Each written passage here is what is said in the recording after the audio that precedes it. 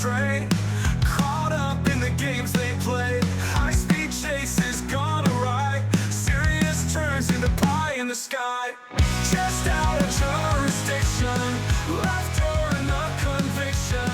Beneath the badge in misguided fiction, here comes the twisted. All right, guys, welcome back to another episode. Today, we are going back into the world of fire. We've had enough police shenanigans for a little while, so figured you'd give you a break. You got myself and T-Dot is with us. Doug's in the background over here. Karen's here. Man, we've got Forrest back with us. If you've not seen his episode or listened to his episode, it's a good episode. Go back and check it out. We don't know. We didn't remember him. Honestly, I don't remember what number it was. Or what the title was. Or what the title is, so just go pick one. Just listen to it. We'll figure it out later. But Forrest also has one of his friends with him, and he'll be the main attraction for this evening's episode. It'll be Harold Yates. Harold, how are you? Good, thank you. Nice to see y'all. Meet all you guys. Can't see you, but We've that's probably a good thing. Some excellent vision you have. well, that's what Forrest said. It was a good thing. I agree. We've got faces for radio. Tell us a little bit about where you came from. What your background is. Fire department wise, I was born into a fire department family. My dad, all my brothers at one time, they were back in the days when volunteers were big in small towns. And my dad always aimed me to go to the paid side. And, you know, where we lived was all rural. So I went to the city to get a job. And spent 28 years in the city of Louisville and 32 years in the county as paid fireman. So most firemen work 24/48. I did a 36 on and a 36 off, basically to pay into my pension double. Oh, yeah. Stingy reasons, but still, it worked out for me the best. That's a pretty good schedule, though. Yeah, not bad. It was. It worked for me. It'd get long sometimes, but definitely panned out for me in the end. There's not a lot of sleep up there, is there? I mean, that 36, you was probably hopping. In the city, big time. Yeah, the city was, I was fortunate. As young and getting out of drill school, I went straight to the West End, which is our busy end of town. So I stayed in one house. I chose not to take promotions after my second year. I took them once.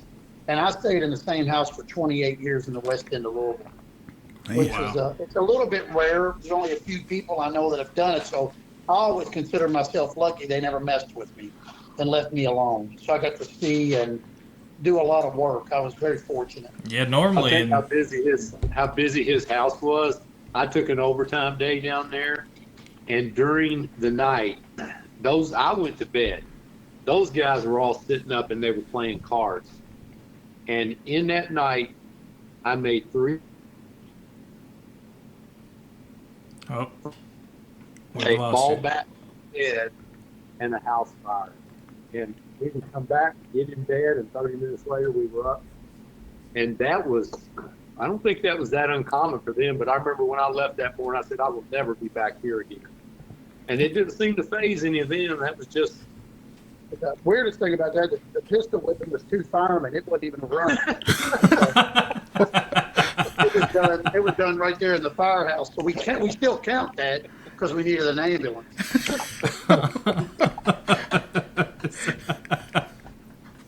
What is wrong with you guys? We never, ever did that kind of stuff. Staying busy, you know, the ends of town are all different, but when you're young, I wanted to be able to be busy. So I got very fortunate. Yeah, you're lucky in the fact that a lot of times in our type of profession, if you pass it, you know, don't take promotions when they're offered to you, it kind of creates a little bit of butt hurt on the admin side. Yeah, it can. You know, our department was big and the opportunities were wide open. I took a test my first couple years and I did fairly well and I got scared to death and I never took another one. I knew it just wasn't for me. You know, in the county, I'd come out with much slower. When I worked my second day, I was in the county, very slow, nights into town. So I got to see real busy, and then I'd go to super nice into town where everybody bought you lunch and treated you great. So I got both sides of the world, you know. So I felt fortunate. Wow. We can't. That's the difference. I guess so you had both those jobs at the same time. I did. They both paid into, at the time, our state of Kentucky allowed you to work, and you could work as many as you wanted and put as many hours in to build your pension. Right. And that was my whole purpose. I used to tell everybody I worked a little bit harder, not smarter. Instead of getting promoted, I worked a couple jobs, and I added to my pension that way instead of moving up the ladder and making money that way. I just chose a different path. But like I said, in the end, my pension was I'm very fortunate, very lucky for it. Did Louisville have their own, or were they putting into the state as well? State hazardous duty, which was rated in the United States. We were rated #1 for 15 years running in pensions. Wow, that's impressive. Yeah. So me and Forrest have a pension that's basically priceless. And that started shortly after we both got in. They had a different pension a few years before we got in. Do you care to adopt me? Doug's probably in the same pension we're in. Well, I'm in the tier 1 as well. Yeah. It was it's your high 3 years. Yeah. Didn't matter how you built your high 3. So I worked 2 jobs, and it was like, and then I went 48 in the end. My last 3 years, I worked around the clock. And I guess And that turned out even better for me. I got divorced. That was nice. So a lot of things fell in line for me, all in good favor. That tends to happen. Well, Pretty common theme. I got divorced too. When you retired, though, did you stay out or did you come back? When I retired, I came back to a 24-hour job, and I realized very shortly after it was not for me. And I left that job because I'd worked for that department forever. They took me back. I stayed about a year, left, and then I went to a small department in my county where one of our old buddies was the fire chief for a much smaller, really slow, prominent end of a county, a lot of wealth, so we don't do anything. But I mainly stayed in there because I own a company on the side, and all my records stayed in the state pension board, my training records. right. So it really benefited me from my side company I'd built. Okay. I understand that. Yeah, so it was, I'll tell you, I worked a lot of hours, but I feel very fortunate in the end. I guess that helps you with them trying to pension spike you too if you're working 2 jobs rather than taking a promotion. Well, they didn't. Nowadays, the younger guys, they will hit you with spiking. And spiking under the state isn't really because you have 2 jobs. Spiking is when, like, believe it or not, at the state level, if you say you're in a small town and your brother's the chief and you're the deputy chief, in your last 3 years, he decides to give you a $100,000 raise out of the blue. That's what they declare spiking. 2 jobs were never declared spiking because you were actually working the hours. Right. But during COVID, they did go after a lot of people spiking because they had so much overtime because so many people were taking off. So a lot of guys got to spiking just because they took overtime. Yeah, I see that because I got flagged for spiking, but I got a pretty good raise at the end, not because I was smart or anything. It was because I got promoted to interim chief, so I got put on a flagged for that until they were able to verify that. So it was kind of a wait, and then I got a little bump, a couple months later, which was okay. I would like to get a huge bump, but it's what it was. Yeah, they used to not even look at that, and that's still not fair. If you're working one job and you get promotions, they shouldn't. The state became unfair when they realized these guys are winning. I think they started looking at things that just wasn't fair. Spiking, it's an easy definition. And like I said, spiking is when somebody does it for your last 3 years and you can prove it. Yeah. Shouldn't be a promotion and or working it doesn't matter if you work. It's not matter if you work 2 or 3 jobs. Yeah. If you come out I and worked 7 days a week in the end, so my pension was as big as I could get it. Oh, absolutely, and that makes sense. And then as long as you've got the, like in our case, in police case, if you can go back and look, say, not only was he out working these overtime, working federal overtime, he's got the cases and the citations to prove that too. So that it's hard for him to say, well, he was just out there on the clock and wasn't doing nothing. So it's one of them deals. Well, federal overtime. Sure. The state realized how good Tier 1 was. Right. Yeah, I'm stuck in Tier 3. Forever. Oh, yeah. It's amazing we're even saying that there's Tier 1, 2, 3, 3A. That's one thing I think our organized labor in the state, whether you're union or not, I think they need to get back to making that pretty coercive for all guys. Now, there shouldn't be no 3 tiers. That's them trying to get the upper hand with us. Well, you all know the 20 years is a perfect, out for hazardous, because it's a young man's game. It really is. And if you want to continue, and have that where you can be like, okay, I can go do something else, have a different life, do something totally different. Be young enough and say, I pulled my time. It's time to go. So yeah, sure. I think they did a disservice for everybody when they put it to 25 plus years or whatever. Yeah, I'm with you. I believe eventually they will have to revert backwards. Yeah. Because the lack of interest has already started showing up. Yeah. Where people have no interest in it. They're like, well, my dad gave me there. He said, you'll always have a good pension and good insurance. You won't get rich, but you'll have a pension and insurance. Yeah. Nowadays, they may make more money, but in the end, when you need it sitting at home, they're not getting what we got. Exactly. Yeah, I think the last time I looked at it, it's for insurance for Tier 3 guys is $15 per year of service. Yeah. That's terrible. Yeah. I did 20 and got mine, and my wife, my family's insurance paid for it, and that means more to me than really the money coming in a lot of times, and I love that money coming, especially as we get older. Yeah. Oh yeah. When I'm going and getting shots in my toes now every 3 months and for arthritis, I'm like, yeah. The doctor's like, it's going to hurt. I was like, more than last time. Are you doing that? You guys said you were police, or y'all do the shots in the toes just for fun, or? Yeah. I was also a Marine, so I love the color red crayon. There you go. Okay, I just checked. It's his favorite flavor. I didn't know if you needed it or you wanted it. Both. That doctor said, one time he was like, he's pulling on my toe, pulling the joint out, getting ready to stick me. And I was like, oh gosh. He said, this is going to hurt. You probably not had any pain like this. I said, well, yeah. I've had 3 shots in my ear behind my eardrum when I was losing some. I said, yeah, so this is nothing. I can take this. And I was wrong. It hurt.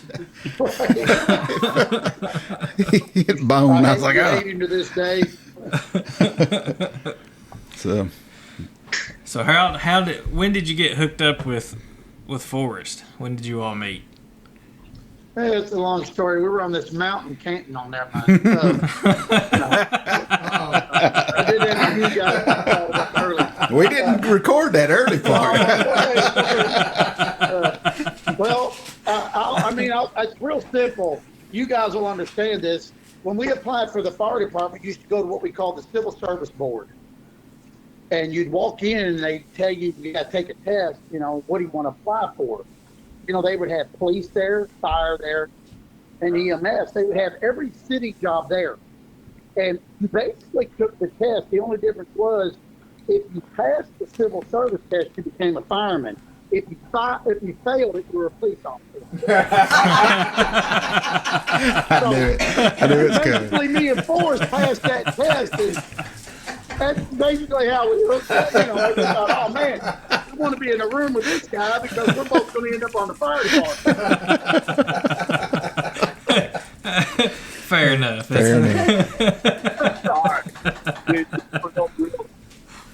I I went to. Everybody. Go ahead. Everybody knew Harold as probably the funniest guy in the Louisville Fire Department. And we were on different shifts most of our career. We never worked in the same house together. I knew him, but I wouldn't say we were like friends that did anything. But I may have talked about this before. When me and my wife were separated, I took in a fireman that I knew. He had separated from his wife, and he lived in my basement. And after like a year, there was another fireman that came in, and he left. And then Harold said, "Hey, man, I'll come in and rent that basement for you." Harold didn't need a basement with his pension and his off-day business. He'd go out and buy a house anytime he wanted. But buy me a house. A couple of my fireman friends, they worried about me because, going through a divorce was tough. And Colton at that time was a senior. He was leaving for college. So Harold moved in, and I think he lived here for 7 years until Mickey ran him off. Yeah, is that how it worked? That boils down to a woman running another thing for good guys. That's what that boils down to. But I think we had one argument, and I'm not sure it was an argument. I may have told you about that. I come home, or he pulls up in the driveway one day, and it was during COVID, and I just finished mowing the grass. He walks out there and he tells me, "Hey, did you see where them guys got in a big fight? A neighbor mowed another neighbor's yard." And they got in a fight because the guy said, "Don't mow my yard." And I said, I don't understand. He goes, "I mow the grass, not you." And he went in the house, and I thought, wow, we just got into it because I mowed my yard. You're on. It's usually fighting over who does the dishes. That was never a fight. I had a dishwasher there, but there were no dishwashers in the firehouses. So if there was any plates in there, whoever saw them, they'd jump in and wash it by hand. If I saw his clothes in the dryer, I'd take them out and fold them. He did the same thing. Man, I need some firefighters come to my house. That's right. Yeah. They're better than maid service. Oh, my gosh. I tell you what, and then... we had it made. We really did. But I don't... Like I said, it was perfect. It was not like the Odd Couple where they were fighting all the time. We were Just don't mow the yard. Harold was the perfect roommate. He'd listen to my love stories where I'd been jilted by some woman and tell me, yeah, but get over it. Suck it up, rub a little dirt on it. Quit whining. Yeah, and then Colton, when he'd come home for the summers from college and he'd be here, and he still talks about it. He loved it because he had both of us. It was like him being in a firehouse. And then when he finally did get on Louisville Fire Department, he felt like he'd already been in that atmosphere, and nobody could phase it because he'd heard it all from both of us. Yeah, he was trained already for the beatdown. He developed thick skin real quick, huh? Man. So tell us some stories about some fire shenanigans. Sure. It's always hard when they put you on the spot. Well, I was fortunate. I've seen anything you could name. I was in an end of town where I used to tell everybody, they'd ask me, you're in the West End. And I would tell everybody when I leave that area, it was a world away from where I lived. It was only 15 miles, but it was an entire different world. It just was. We made fires all the time. Into towns are not as fortunate as others. More rundown homes, more different mindsets. So I was in that end of town where I look back and think there's nothing. I've been so fortunate that I've seen pretty much everything you can imagine. And I consider that being lucky for wanting to do the job. Tell them about some characters that lived in that book. Snooky was a local guy who ate every Sunday at the firehouse. Seen walking the streets. He wasn't homeless. Some old lady took care of him. But he wore fire clothing. He had a fire coat he wore all winter, fire boots. And if you made a fire, he was out there rolling. He was there. Yeah, just local guy, that never did anything but chase the fire truck, or he'd come and ate every Sunday with us. We had a kid named Greg. Same thing, ate every day lunch. Still does. He's still down there. A little bit handicapped. His sister communicates with firemen, but he eats lunch every day in that firehouse to this day. That's awesome. He's probably 45 now. He was a kid then. Wow.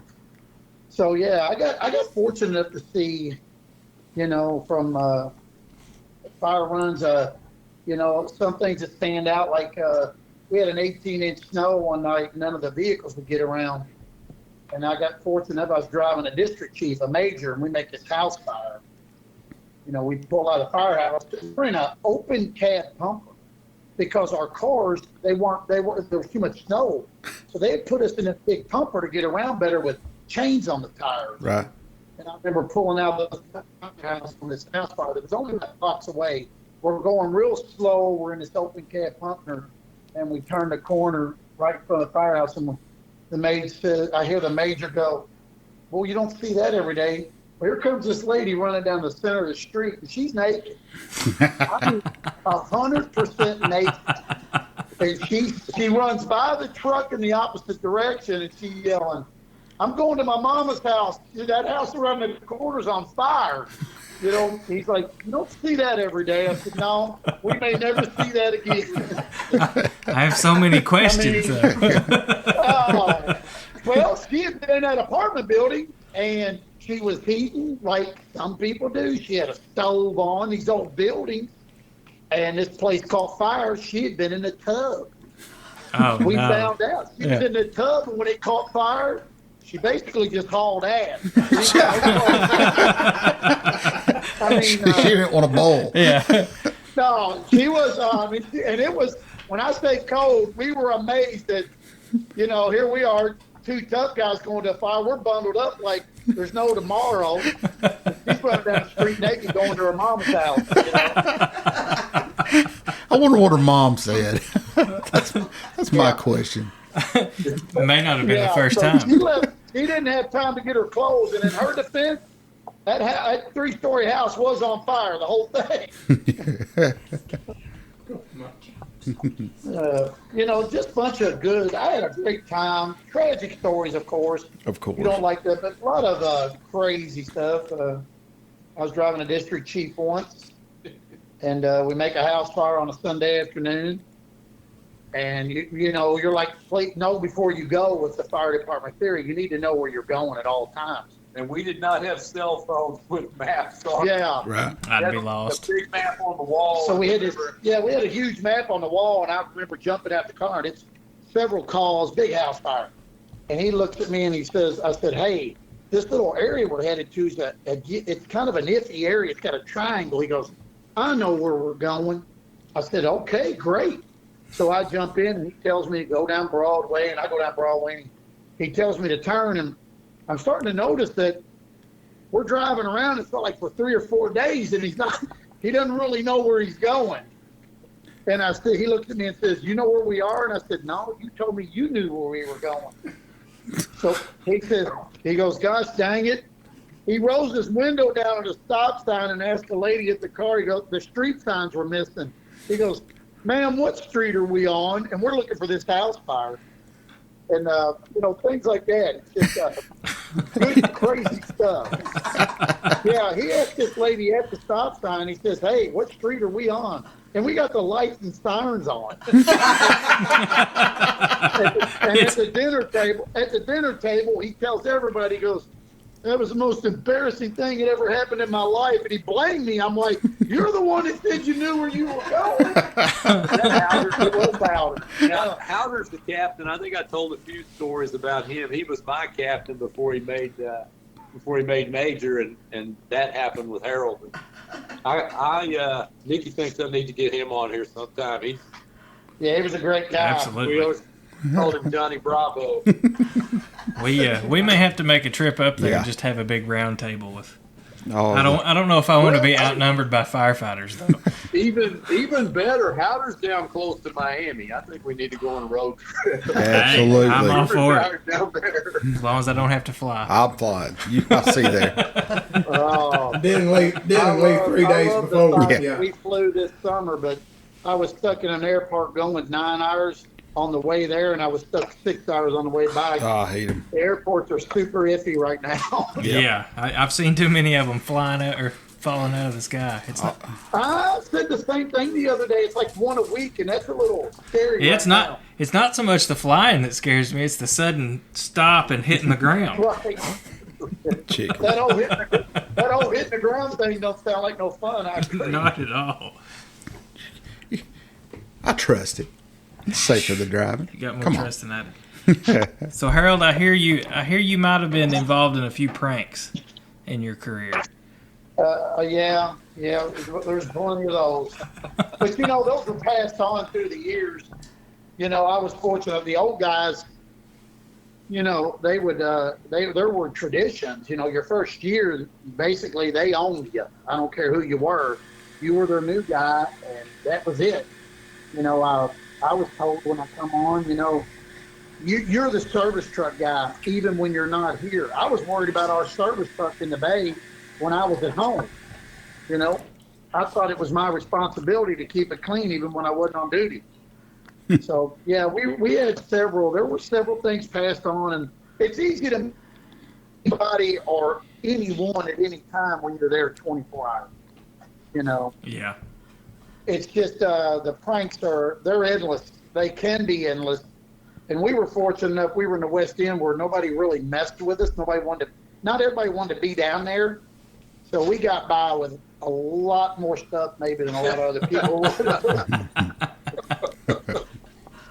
But we had good people protecting us. But yeah, there's a mass quantity of pranks. You got your Christmas pranks.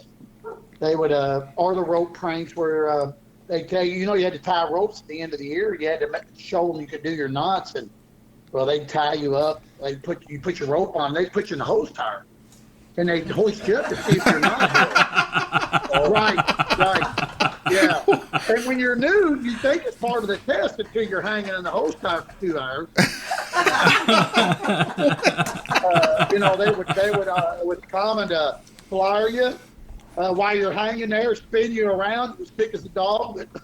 All in good fun, but I mean, the things they thought of were endless, and they were never ending. They were the Thanksgiving. They'd send you out to get the turkeys. Christmas turkey, yeah. Yeah, and they'd send you all the Kroger's. And yeah, we had boxes stacked in our hose tire because it was, it's 4 stories high, and you'd have boxes in the bottom of there, and the new boy would go in there to pick up them boxes where everybody's on the stairwells with fire bombs and water and everything else. Right.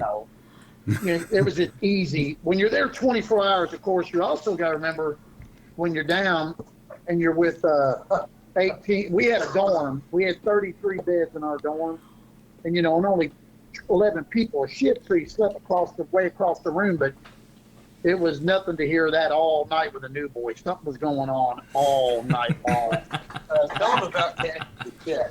Somebody wanted to cash their check all the time, their paycheck. You get changed. Oh yeah. Then back when you had a banking, if you had a fireman who was single, he'd say, "Hey, while you're going to the bank, cash my check. I'll sign it."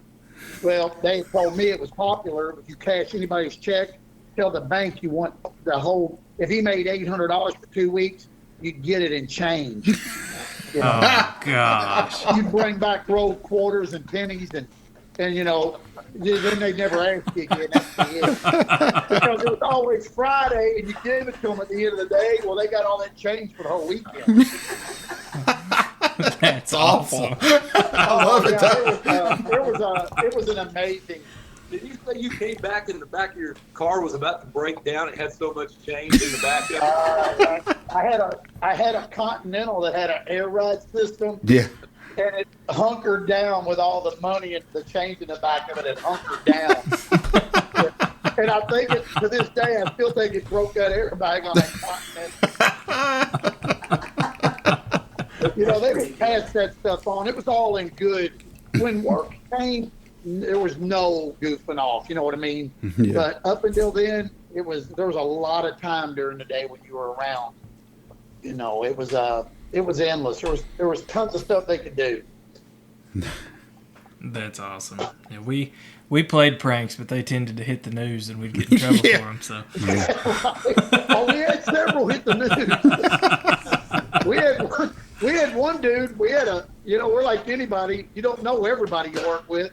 We had a guy robbing stores in the service truck parking in an alley. He turned his shirt inside out in his coat. He parked in the alley. They didn't catch him for like a year. He robbed like 5 or 6 places. wow.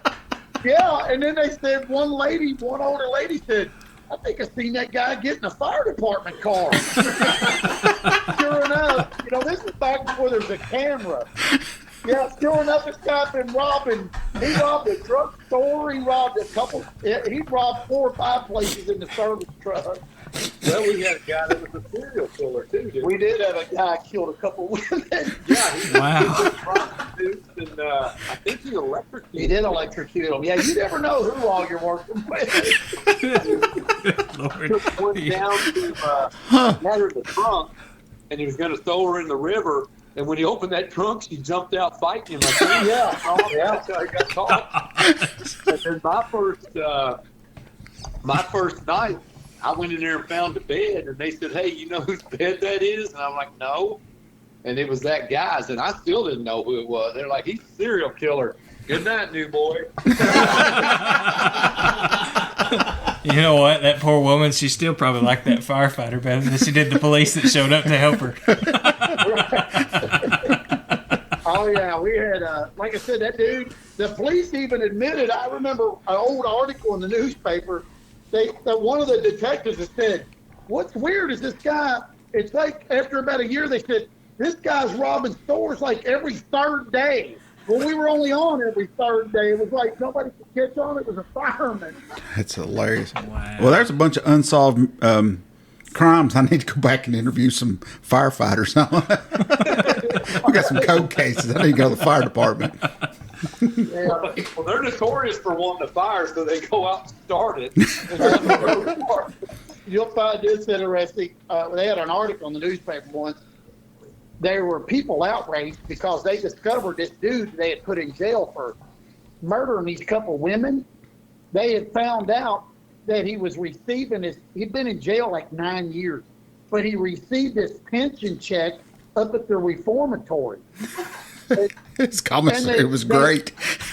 Yeah, and then the news reported, hey, you can't ever take their pension. They can go to jail and steal their pension. And the news was down there like, hey, what do you feel like this article? And the cat was like, don't talk on camera. Don't tell anybody, because the whole community was outraged that you could keep your pension when you went to jail. Oh, my gosh. Well, he earned it. Well, that's what they said. The state's like, well, he earned it. It's his. And they're like, he was killing people. Yeah, but how many did he save? Did it Even out? Yeah, did it even out? They never talk about that. You're right. That's awful. That's funny. Yep. Last time I looked, that dude was still in jail. He's been in jail forever. I think Good he's Lord. still in there. Probably worth $1 million right now in his pension. That's awful. He's probably got $1 million worth of cigarettes. Yeah, he got all Stamps and He's got a cigarettes. life supply of top ramen. Man, speaking of sleeping in fire departments, the floods that hit out in Eastern Kentucky, we went over there and stayed in Whitesburg's fire department. And a bunch of cops and some firefighters went with us. And I ended up out of there with the snoring and I found a couch somewhere downstairs. And I was so surprised that they would come up. They'd be drinking beer all day. Hey, we got a fire over here. And they get that fire truck. They've been drinking all day. I was like, okay. Yeah. I won't. That's different places. I won't say which agency it was, but they got into I the worked in moonshine. Whitesburg on my off duty. I worked up there So I got a safety company, and I did fracking for Halliburton up in the mountains. Yeah. You know, they would buy these people mountains, and they drill wells on them. And I did that for 6 or 7 months up in Whitesburg. And man, there's another part of the world that's completely different. Yeah. It is a whole different world. place. Culture shock. Absolutely. There's yeah, an agency. I had a ball while I was up there, but only because I made my way into finding what would be fun. But I mean, it was a whole different world away from where we are. We worked the day shift over there, and there was another agency doing the police stuff at night, and we hadn't seen them guys all day. And apparently, they were out western Kentucky and ended up over there, and they found the moonshine. Yeah, they got into the moonshine. They were. We didn't see them. I think they took that day off. Yeah. We ended up working nights too. It was a good time, but you talk about being appreciated over there. I mean, if you ever felt unappreciated in the big cities, you go over there and it's they were different. They was. I worked on that fracking crew. I was a safety for a Halliburton who did the fracking for 7 days and then stay there for months while the drill's going or the well's going. And I got to meet all them guys that lived up in them communities. Man, they were great. They were just great dudes. They really were. They'd invite me to their house on the weekend to have, Sunday dinner with them, go to church. They were all great guys up there. I liked every one of them. Yeah, once you get to know them and they can trust you, they'll tell you, like, don't go out and this time out that holler. But they'll tell you. My dumb butt was walking around. I'm such an idiot. When I first got there, you had to walk outside at night. They had built me a house on the top of this mountain where I had to stay and everybody else would leave. Mm-hmm. I'm walking around on my phone, and one of them guys come up to me and he said, "Hey, we're on the." He goes, "You know where we're at, don't you?" And I said, "Well, yeah, we're up here on top of this big mountain or hill." He goes, "Well, you know why I've got 4 or 5 guns in the back window of my truck, don't you?" I'm walking around on his phone, and he said, "I just seen some kind of mountain lion looking at you or something." He goes, I'm walking around on my phone, these animals. He said, "These animals will stalk you out here at night." Yeah. No joke. Yeah. When we were out there with the floods. Thankful for some of them guys. Yeah. Those coyotes were getting close. Yeah, they would come right into town on you. They were hungry. Yeah. It was wild. Yeah, it was a good time up there. I liked being up there. Mm-hmm. Yeah, I learned a lot. It was interesting. It was an experience for sure. So Harold, tell us about this. Harold, go ahead. Harold, I guess your main thing is, he plays the guitar, but you're also a drummer, right? Yep. And Harold knows everything there is to know about music. But tell him a story about the bridge in D.C. and what happened.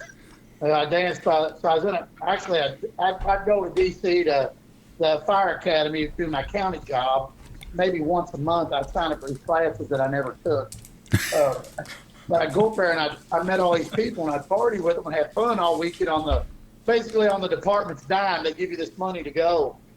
And I'd always heard there was a legend on the Shenandoah River. You're going the Chesapeake Bay Bridge. You had to dance by the moonlight at midnight. I made that huge mistake of doing that. He stopped on the bridge. I stopped on the bridge I had a friend with me, and we decided we're going to dance with the devil at moonlight at midnight on Chesapeake Bay Bridge. Yeah. Little did I know it was a federal crime.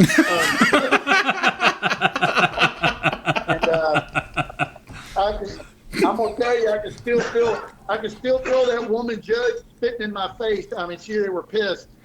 That didn't fare for me so well, but I can say I did do it. I went back and served. I begged them for mercy, and they gave me community service. But I'm a Louisville fireman. It didn't work. At least you didn't kill anybody. Yeah. No, you're right. But I never even thought once. I thought it was tradition to stop and do a dance on that bridge. But boy, I was wrong.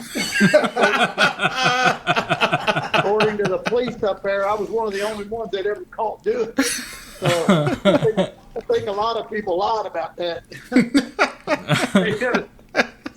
He had another story. You know how they have the runaway thing for the tractor trailers when they lose their brakes?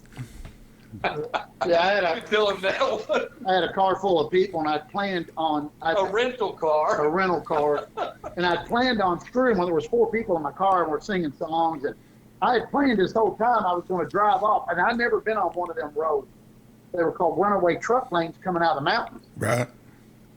And I thought, okay, I'm gonna hit this sucker, and I just assumed you went. They just slow you down. I did. So I got 4 people in this car, and we're singing. I remember the song. We're singing "Tiny Dancer" out loud by Elton John. Hold me And closer. everybody, there's 2 girls in the back, and me and a buddy are in the front seat. And I hit this. We're flying and singing. They're not paying attention. So I drive off this road and go through it's had a gate on it, a breakaway gate. And when I tell you I hit it, it was no different than running into a concrete wall. It tore the nose cone off this rental car. And it tore his car up, and the guy beside me screamed. He grabbed the dashboard so hard, he ripped the cover and the airbag out of the dashboard. And the girl in the back had an accident. And so now he's like, what happened? I'm like, oh, some animal run out in front of me. They're like, what? I said, it was a moose. It was something big. And, I didn't. Now that she had done used the bathroom in her pants, it was beyond crazy. She's like mad as heck. And the dude beside me, he starts laughing, but that girl, of course, that cost me about $4,800 in fines. I didn't know you had to rebuild that road. Apparently that sand stops you immediately. That sand, if you've never hit one, they don't slow you down.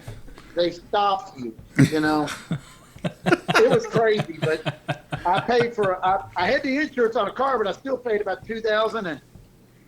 And she was a really good friend, but she had basically had an accident. And, everybody's like, man, this car stinks. I'm like, shut up, But to this day, that's been probably 8 years ago. To this day, she hasn't spoke to me since. Wow. So, yeah, I learned my lesson the hard way there, too. He'll send me a text. That guy, he's an executive for a big company, and he'll send me a text out of the blue saying, I'm sitting in a meeting, man, and I'm laughing about you hitting that road because I know you did it on purpose, and I'll still swear to him I didn't do it on purpose. They know the truth now, though, if they listen to this podcast. You're right. Yeah, he swears. I'm like, no, man, it was an animal. He goes, there wasn't no animal. Yeah. I've never even seen trucks hit those things. I've not either. I'll tell you what, I swear to you, I thought I was going to have this little slow sinking ride. I'm telling you, it was the most violent thing I've ever done in my life. It ripped the nose cone, the headlights plumb off that car. And the gate, they made me pay $1,800 for it. The cops, they wrote me all these tickets, and they believed me. They're like, yeah, it happened. I paid money for 6 months to send me a bill. They had some Hill Jack as a wrecker service. He charged me like $500 to pull my car out of it. But I think, I tell anybody, don't ever do it if you're thinking about it. I would never do it again. You can't let them intrusive thoughts win. Yeah, he had the Billy Bob's wrecker. He was like $500. He only pulled me like 8 feet. It took a lot of effort to get you out of that bunker. He threw the bumper in the headlights. I was drivable. The police let me follow them down in front and back of me. And all he did was pull me out. They threw the bumper and everything in the back seat with the 2 girls out there. It was terrible. Yeah, it was horrible. It was a horrible experience.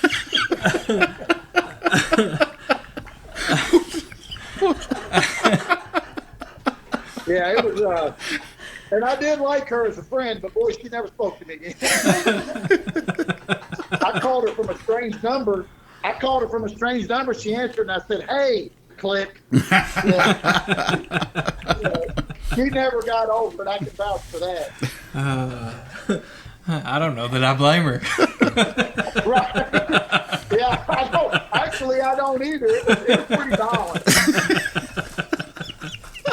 She didn't sign up for that, huh? Oh my goodness. What else have you done?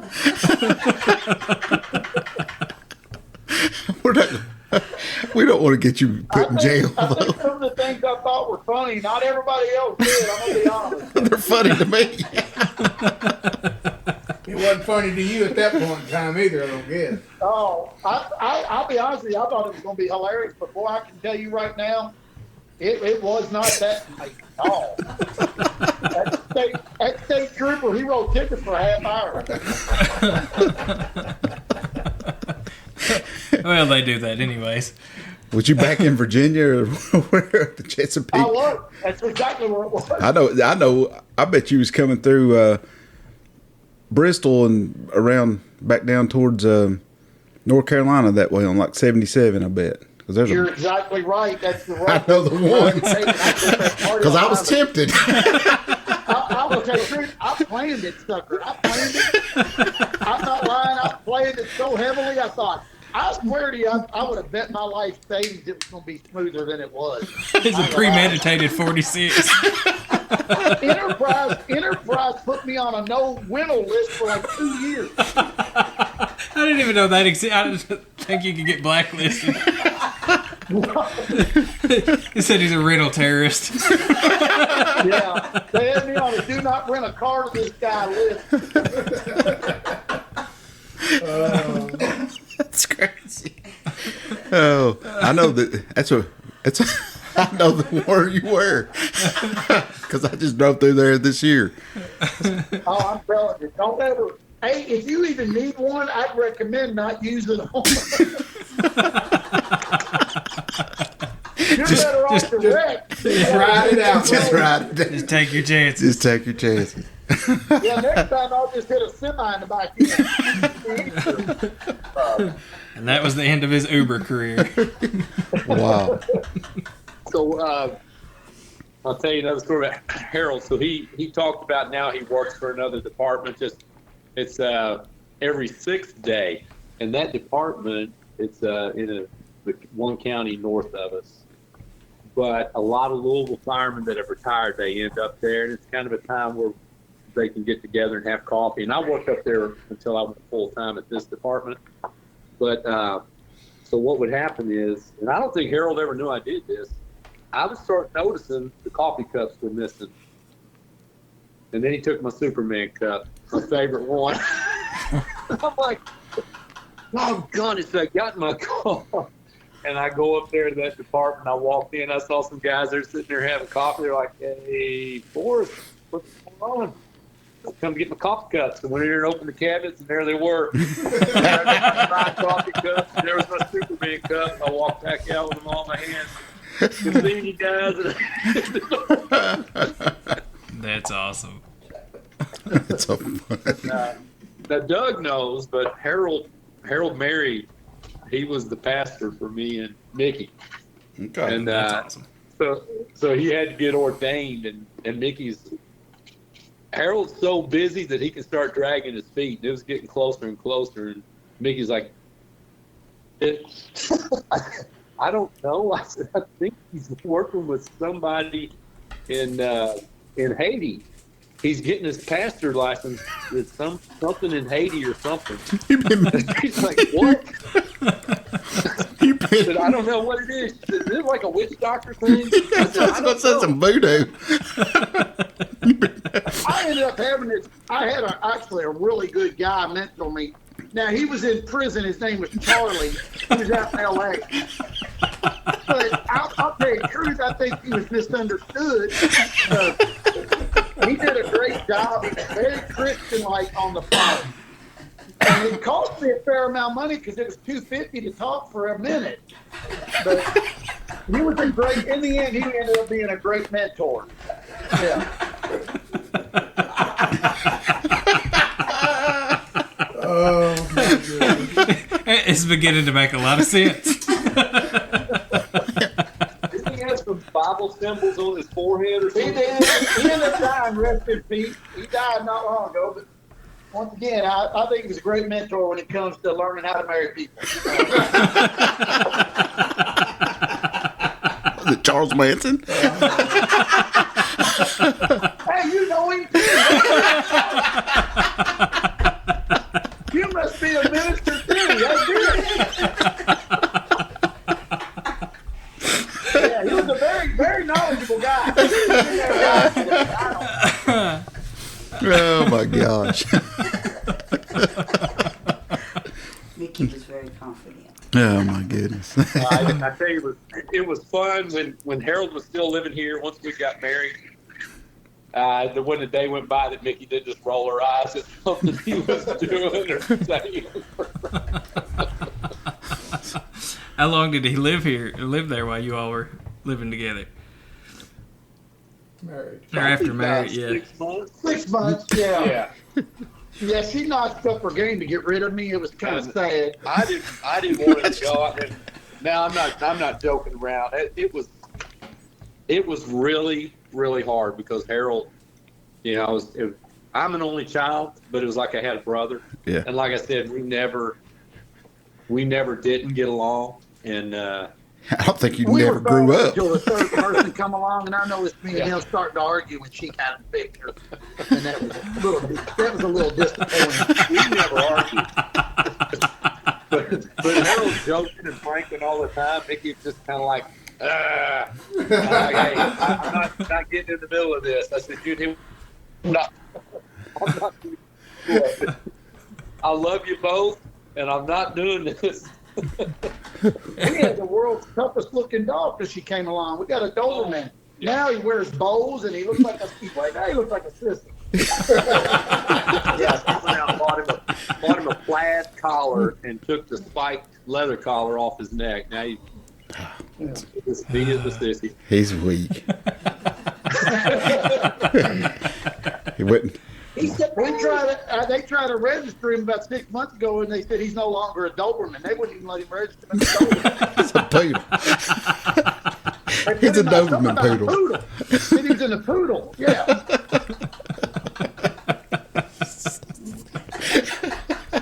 Gosh. How did you all survive? Oh, I tell you, so Harold's grandson, I guess Benson was probably 5 when he. Oh, Yeah. So, what was it he told his grandma about this being a house of men? there's a men only. We had no women in this house. He said we got a boy dog. We do whatever we want. And she made a comment. We don't take our shoes off in the house. Yeah, he said it's just a man's house. We don't want any women in this house. It's the He-Man Woman Haters Club. Yes, it was. It was. He would tell his nana and his mama, yeah, when I go there, it's men only. He'd even go, Forrest has got a whole lot of guns. I'm like, oh, buddy, hold on a minute. Don't be telling mama about all the guns Forrest got. We would teach him safety and everything, but he just loves everything about it. It was hilarious. But then when Mickey came along, what did he call her, a savage? He said Mickey was a savage, yeah. And we were like, what does that mean? He said, everything's going to change now. He's like maybe 8, 9. Yeah. He's a savage. Everything's going to change.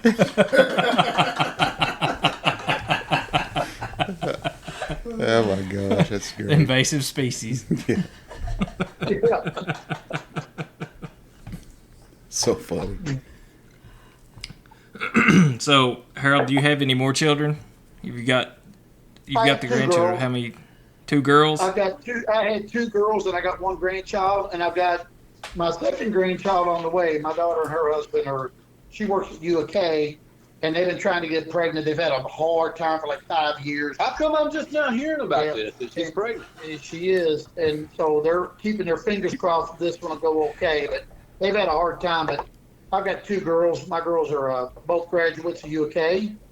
One of them is in 911 in Louisville at Metro Safe, and the other one works at the University of Kentucky, but she worked for Fox News out of Indianapolis for about 6.5 years. Wow, Wow. Both those are good jobs. that's awesome. Dispatch is a job that I would never, ever want to do. I see it and hear it and Yeah. complain about it all the time, but I never want to do it. Yep. Hey guys, I just want to take a moment and thank our sponsor. We've got Ascend Wellness. It's a family-owned mental health practice in London, Kentucky. They've got over 65 years of combined experience. They specialize in trauma-focused care, offering EMDR therapy for first responders and others impacted by traumatic events. If you're not familiar with that, a lot of our guys have taken the time to do that type of therapy, and it really allows you to kind of get your mind wrapped around the trauma that you may or may not know that you're holding on to. It's helped a lot of the guys that we know. Travis himself has done it and swears by it. Said that he opened up to things he didn't even know that was bothering him. So definitely something you might want to check out. Services include individual, marriage, and family counseling.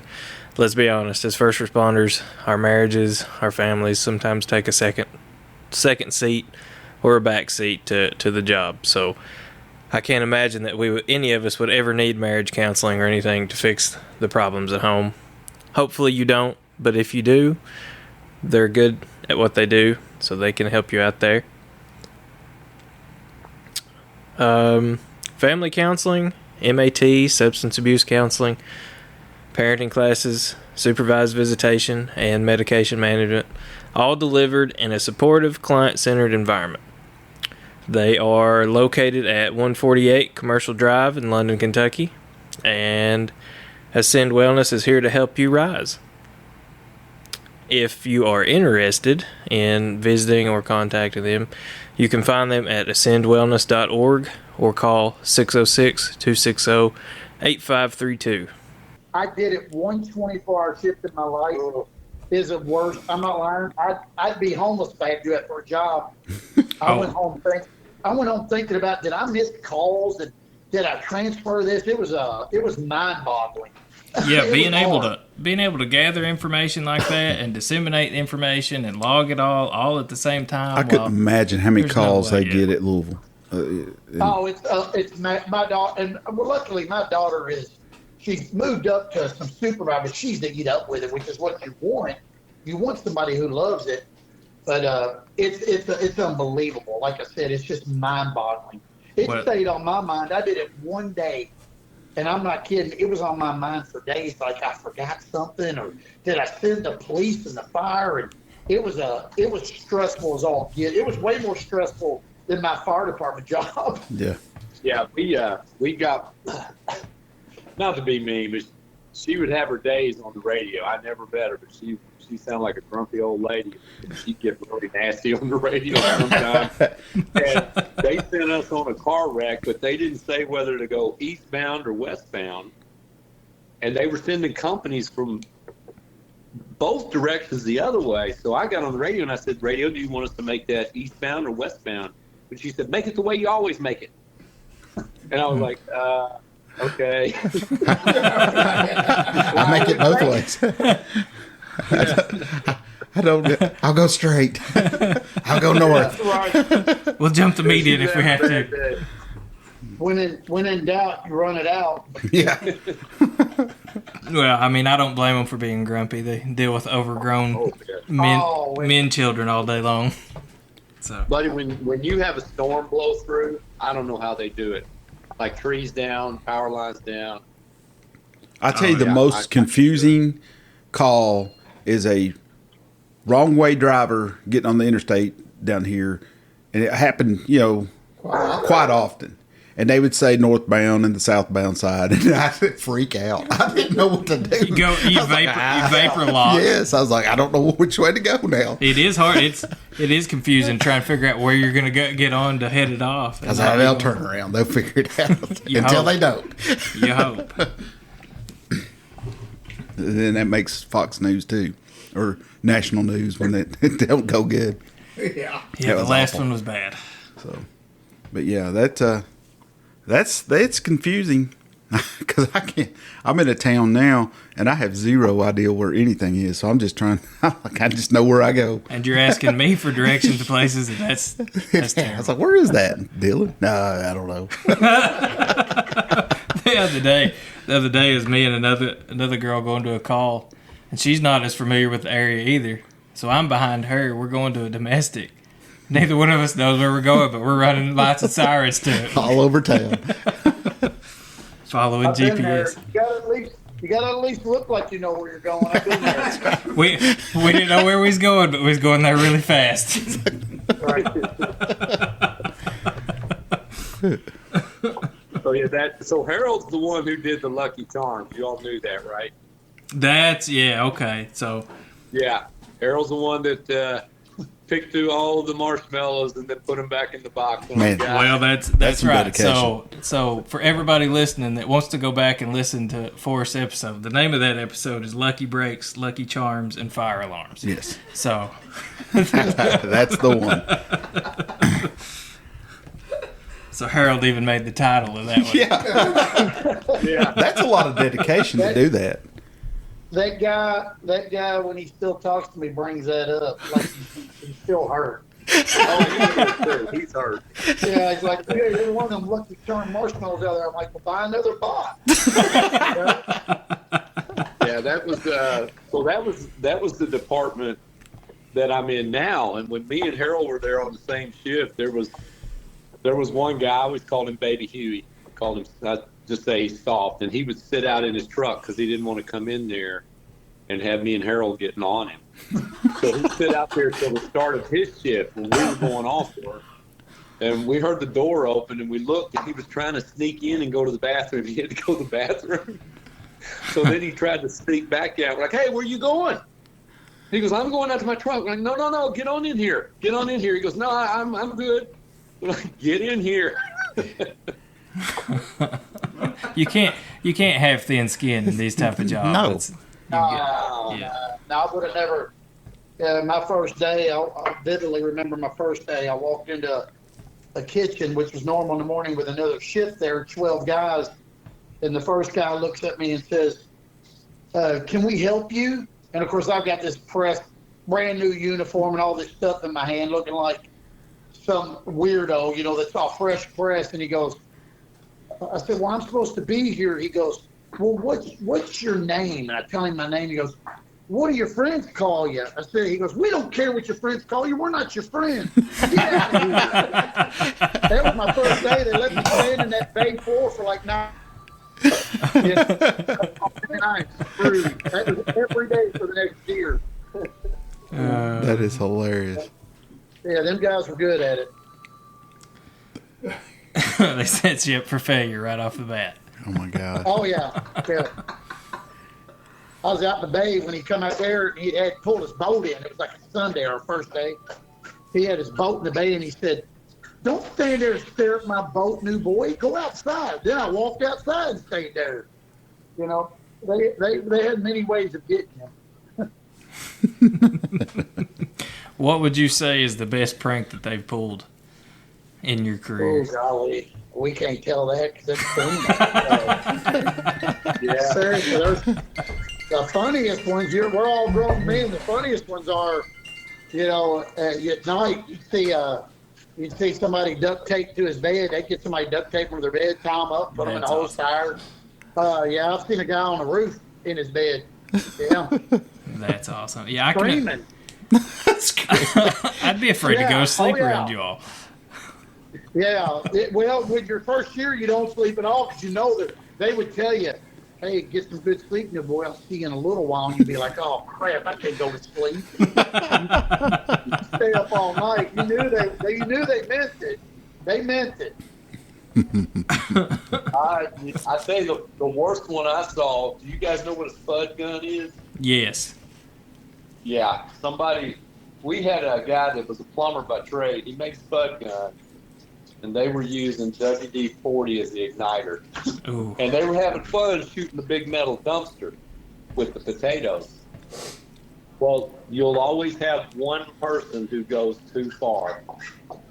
And I guess it's been too long ago, really, to prosecute anybody. They had a staff flight helicopter passing overhead. And that's all I'm going to say. It didn't hit it, but we were like, "What are you doing?" And we threw that spud gun in the dumpster, and that was the end of that. But you always got that one idiot. You've always got that. Got a blackout down of Yeah. situation. You know what? I'm probably going to get contacted now by the FAA. They got enough flight stuff to worry about on their own right now. Yeah. Yeah. We had a bunch of police officers that hung out at our firehouse because we're in the West End. They'd come in, they'd eat dinner sometimes. They use the bathroom, and they hung out in the back parking lot with us all the time. And we had a little fire pit. We'd make a fire pit and sit around these lawn chairs, and a couple of police officers would come by. We knew them real well. And one night we're out there, and everybody's goofing off. And police and everybody, the phone rings. It's like 1 a.m, and it's radio. And they're like, "Hey, go answer the home phone. It's not recorded. The fire phone was recorded." We go in and answer the home phone, and the lady goes, "Hey, Metro State has put up all kinds of cameras. We can see your whole parking lot now." And we're like, "Okay." So we stopped all of that. They were like, "There's stuff going on in y'all's back parking lot that's not real favored." And we're like, "Okay, we'll go stop it." So yeah, they installed a bunch of those 360 cameras down there everywhere. Those and flock cameras.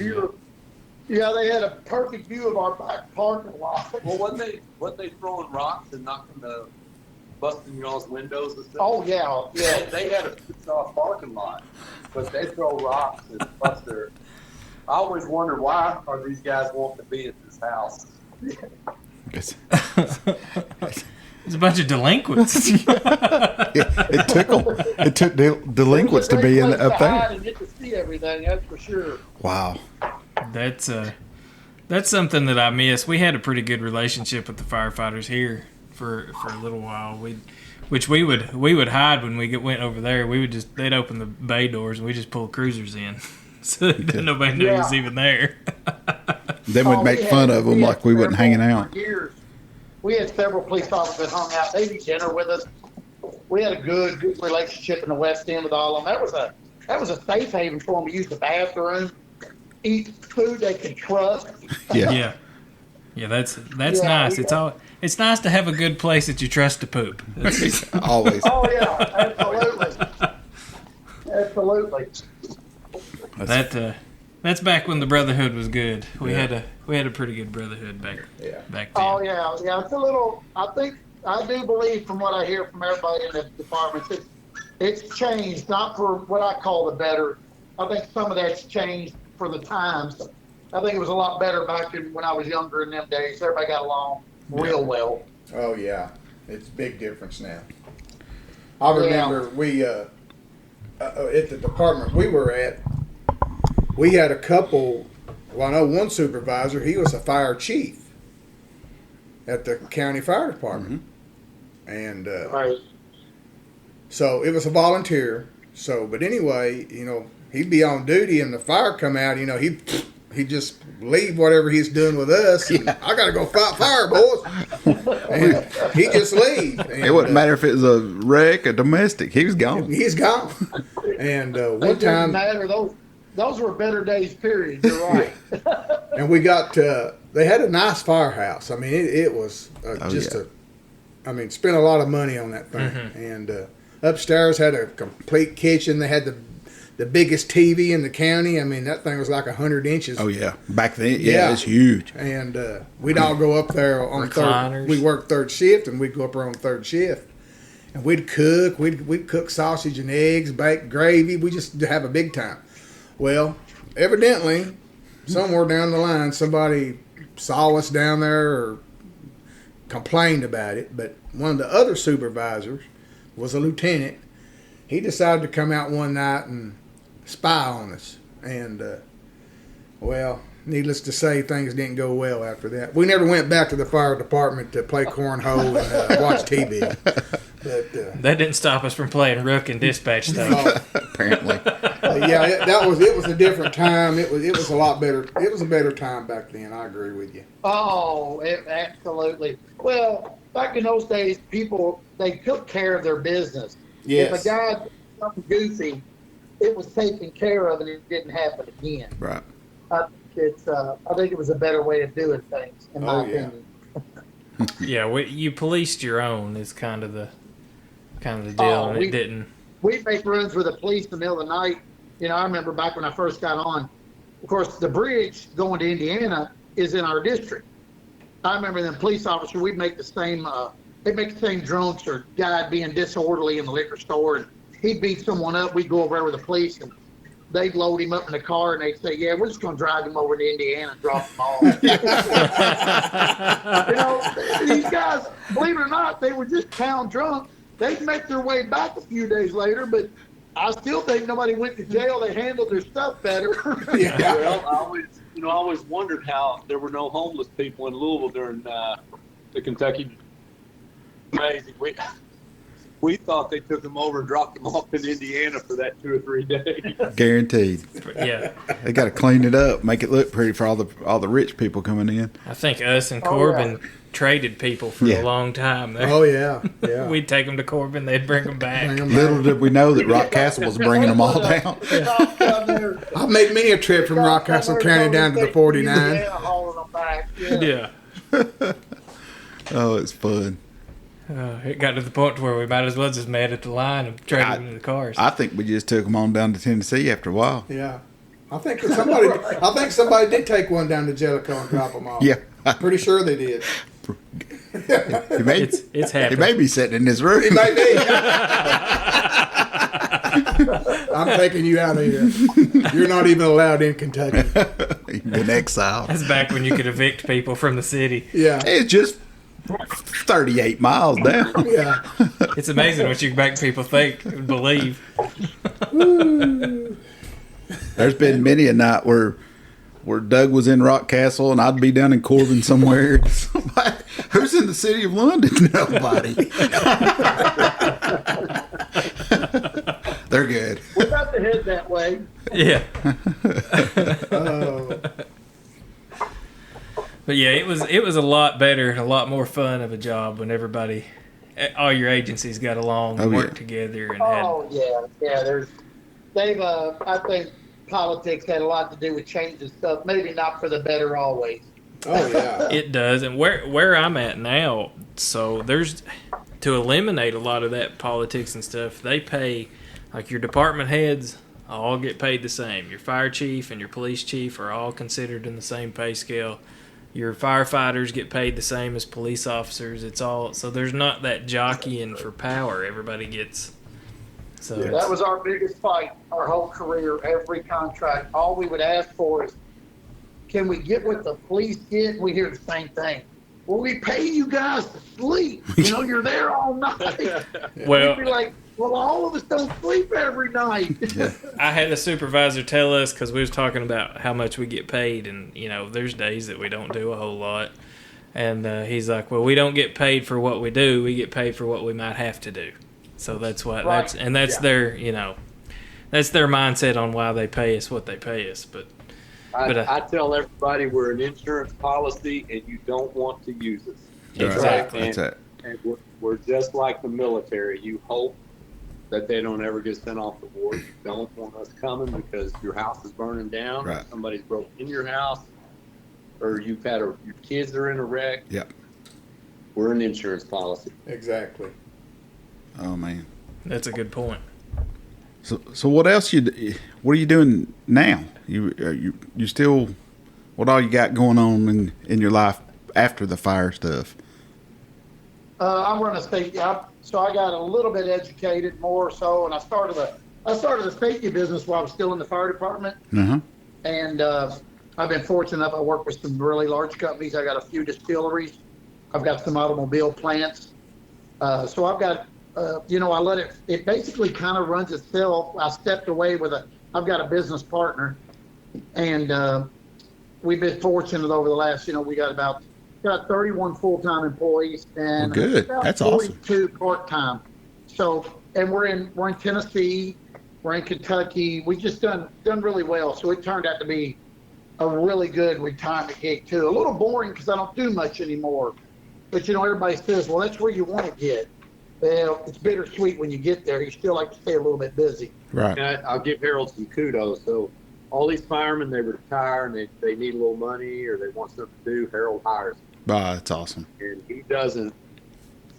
He'll hire somebody and something will happen, and he'll say, "I'm going to hire so and so back." I'm like, "Dude, why are you hiring him back?" Because everybody deserves a chance. I'm giving him another chance, and he hires a lot of firemen. Yeah, I've got some. I've been fortunate on that side. I got a pretty viable business. Good. I think I'll step out of it completely and sell my part in the next few years. I don't know what I'll do. Travel to concerts. Right. Go dancing on bridges. Yeah. There's plenty of bridges to dance on. Yeah. Some it's probably not a federal offense to do so. Crawl in Nashville, but he wouldn't do it. He said it's too boring. What do you think, Doug? Oh no, he fit in well down there.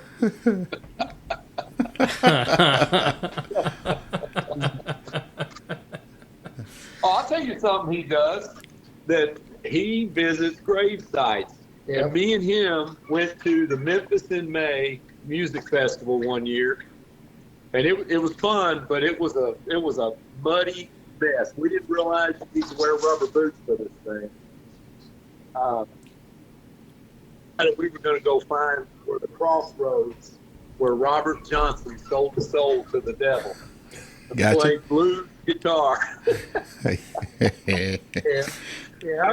started finding famous people's graves about 10 years ago. So when I traveled a lot.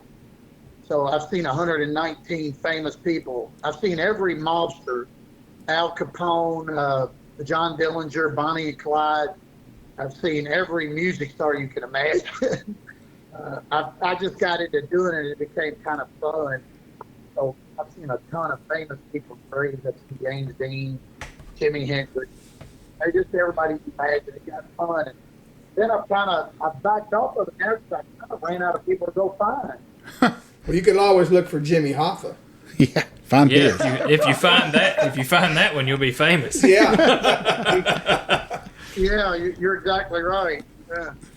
Wow.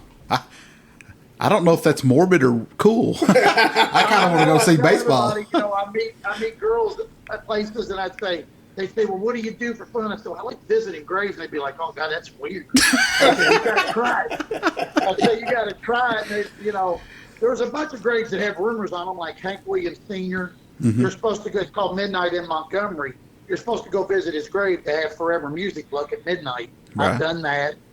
I've done all kinds of just stuff that's rumored. Jimi Hendrix, Karen Carpenter, everybody, Kurt Cobain, just people you can't imagine. Wow. So I try to do it all, but some people after they do it, they'll say, man, that's fun because you got to hunt them down. You got to really kind of try to find them, and you got to walk around these graveyards. But because you actually found Robert Johnson's. I did. He's really? In the church he's buried in the back of a Baptist church in the middle of awful nowhere. Huh. Yeah. Well, did you find the crossroads? Some of them are really hard to find. Did you find the crossroads?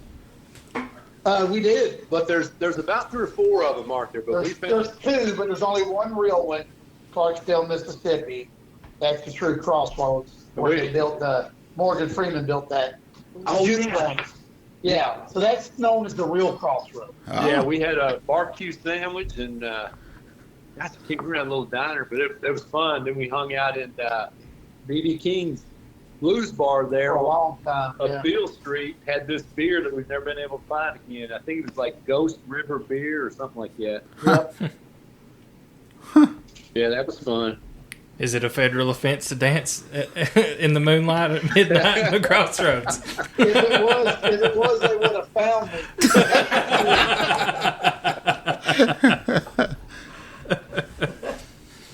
They got a I had no luck in losing the law, I'll tell you that.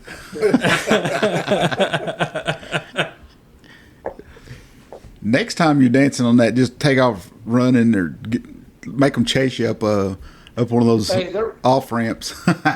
There were 4 or 5 police officers there that night, and only one of them thought it was funny. I mean, only one. The rest of them were like, "You're in trouble." I'm like, "Oh shit!" You're in trouble, buddy. I thought they were just gonna tell me to move on. I thought everybody did it. And I'm a local fireman. It's okay.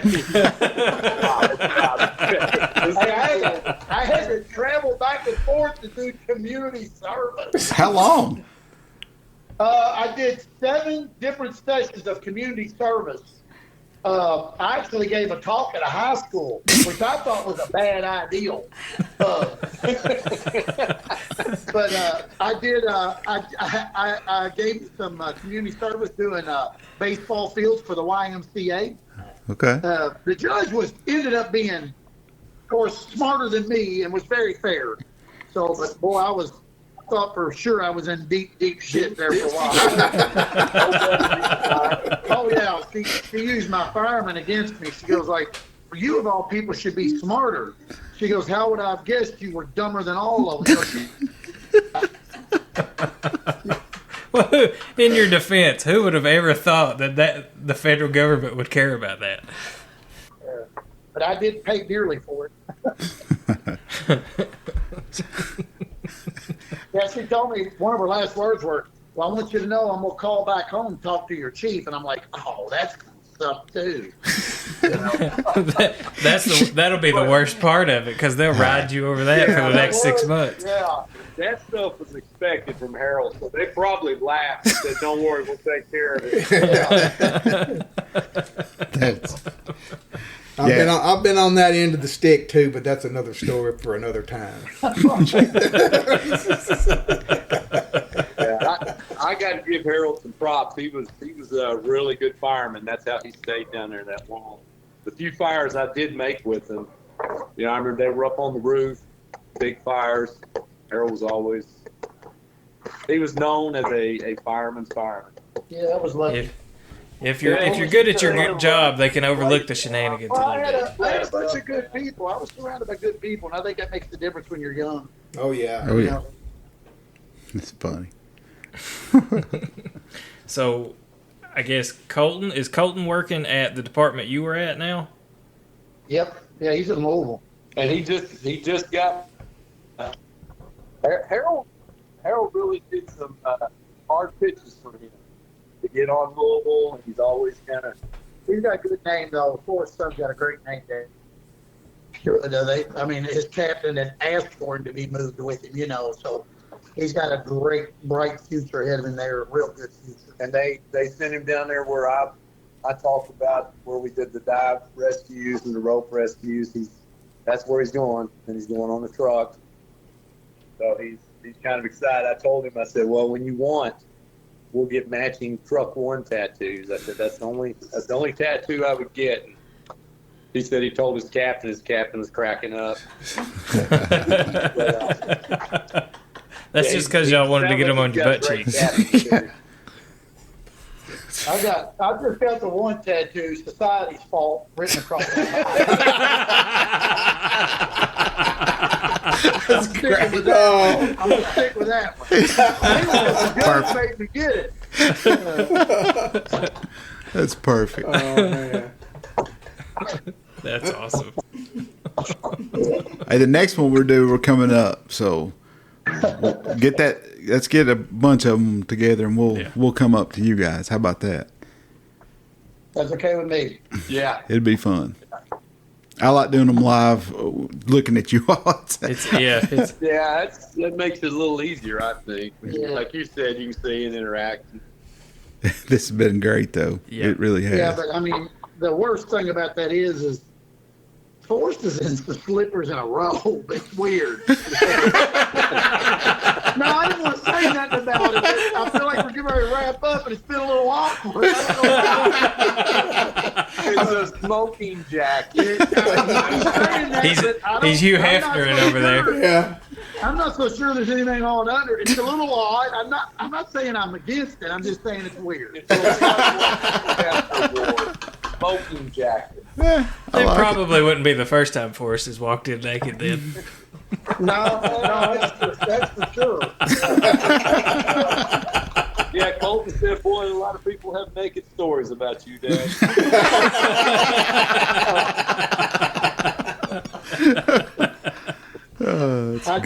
Somebody got a picture of me one time doing something that nobody ever should have seen, and man, it ended up on Christmas cards. So I learned that the hard way. I still got it. I'm like, I learned that the hard way. They sent a Christmas card to my house. They said that card should arrive a day you're at work. Your family will open it. I'm like, it's horrible.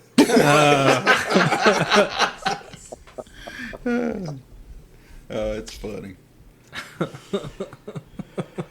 Well, we'll save some stories for when we come up. So we'll end it right here. But this has been great. I've really enjoyed it. You guys. Yeah. It's been. Yeah. Hey, Doug, mate, will you please get out there and bush hog that field where that deer feeder's at? Yeah, Colonel, let me buy a tractor. You know you may be waiting a while on that. You know how the Congressional Budget Office, how slow they move. All right. I'll go down there with my weed eater. That's fine. I'll help you out. Oh, that's great. Hey, how's the feeder up in Henry County? Okay. I'm going to leave, guys. Good talking to y'all. Great. See you, Harold. See ya. See you, Harold. Thanks for coming on.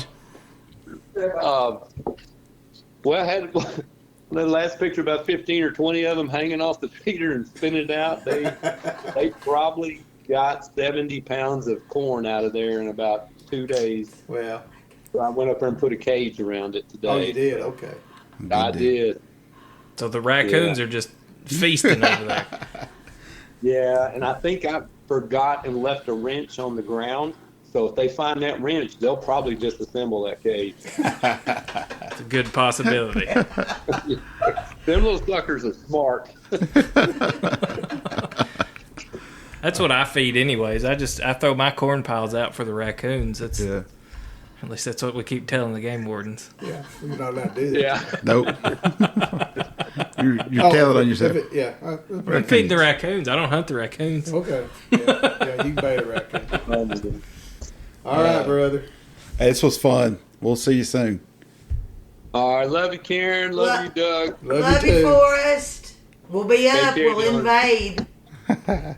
All right. All right. I'll probably be down here pretty soon to put some more corn in that feeder. But y'all have a good night. Well, you just come anytime. The raccoons welcome you. All right. See you. Love See ya. ya. Bye-bye. All right, guys. Hope you enjoyed that. We'll catch you on the next one.